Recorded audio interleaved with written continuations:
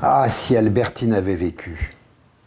Qu'il eût été doux les soirs où j'aurais dîné en ville, de lui donner rendez-vous dehors sous les arcades. D'abord, je n'aurais rien vu.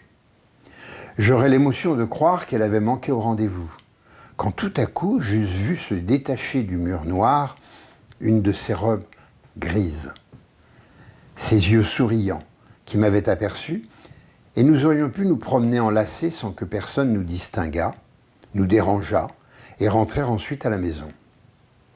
Hélas, j'étais seul. Et je me faisais l'effet d'aller faire une visite de voisin à la campagne, de ces visites comme Swann venait nous en faire après le dîner, sans rencontrer plus de passants dans l'obscurité de Tansonville, par le petit chemin de halage jusqu'à la rue du Saint-Esprit, que je n'en rencontrais maintenant dans les rues devenues de sinueux chemins rustiques de Sainte-Clotilde à la rue Bonaparte.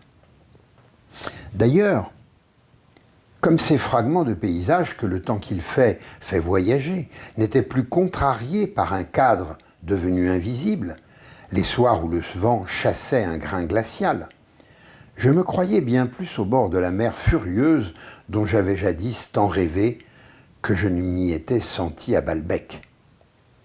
Et même d'autres éléments de nature, qui n'existaient pas jusque-là à Paris, faisaient croire qu'on venait, descendant du train, d'arriver pour les vacances en pleine campagne. Par exemple, le contraste de lumière et d'ombre qu'on avait à côté de soi, par terre, les soirs au clair de lune. Celui-ci donnait de ces effets que les villes ne connaissent pas, et même en plein hiver. Ces rayons s'étalaient sur la neige qu'aucun travailleur ne déblayait plus, boulevard Haussmann, comme ils eussent fait sur un glacier des Alpes. Les silhouettes des arbres se reflétaient nettes et pures sur cette neige d'or bleuté, avec la délicatesse qu'elles ont dans certaines peintures japonaises ou dans certains fonds de Raphaël. Elles étaient allongées à terre, au pied de l'arbre lui-même, comme on les voit souvent dans la nature au soleil couchant. Quand celui-ci inonde et rend réfléchissantes les prairies où des arbres s'élèvent à intervalles réguliers. Mais par un raffinement d'une délicatesse délicieuse, la prairie sur laquelle se développait en nombre d'arbres, légère comme des armes, était une prairie paradisiaque, non pas verte, mais d'un blanc si éclatant à cause du clair de lune qui rayonnait sur la neige de jade qu'on aurait dit que cette prairie était tissue seulement avec des pétales de poiriers en fleurs. Et sur les places, les divinités des fontaines publiques, tenant en main un jet de glace, avaient l'air de statues d'une matière double, pour l'exécution desquelles l'artiste avait voulu marier exclusivement le bronze au cristal. Par ces jours exceptionnels, toutes les maisons étaient noires. Mais au printemps, au contraire, parfois de temps à autre, bravant les règlements de la police, un hôtel particulier ou seulement un étage d'un hôtel, ou même seulement une chambre d'un étage, n'ayant pas fermé ses volets, apparaissait, ayant l'air de se soutenir tout seul sur d'impalpables ténèbres, comme une projection purement lumineuse, comme une apparition sans consistance. Et la femme, qu'en levant les yeux bien hauts, on distinguait dans cette pénombre dorée, prenait dans cette nuit, où l'on était perdu et où elle-même semblait recluse, le charme mystérieux et voilé d'une vision d'Orient. Puis on passait, et rien n'interrompait plus l'hygiénique et monotone piétinement rustique dans l'obscurité. Je songeais que je n'avais pas revu depuis bien longtemps aucune des personnes dont il a été question dans cet ouvrage.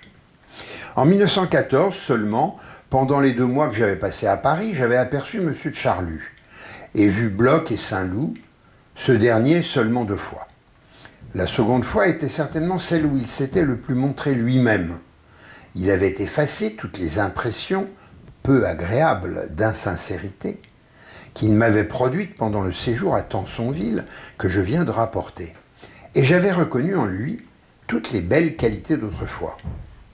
La première fois que je l'avais vu, après la déclaration de guerre, c'est-à-dire au début de la semaine qui suivit, tandis que Bloch faisait montre des sentiments les plus chauvins, Saint-Loup, une fois que Bloch nous avait eu quittés, n'avait pas assez d'ironie pour lui-même, qui ne reprenait pas de service, et j'avais été presque choqué de la violence de son ton. Saint-Loup revenait de Balbec. J'appris plus tard, indirectement, qu'il avait fait de vastes tentatives auprès du directeur du restaurant. Ce dernier devait sa situation à ce qu'il avait hérité de M. Nissim Bernard.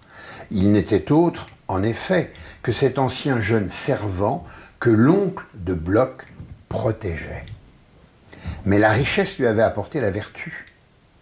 De sorte que c'est en vain que Saint-Loup avait essayé de le séduire.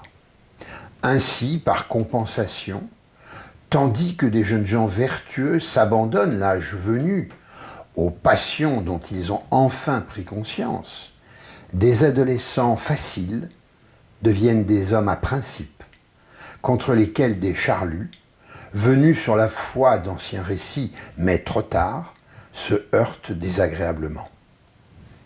Tout est affaire de chronologie.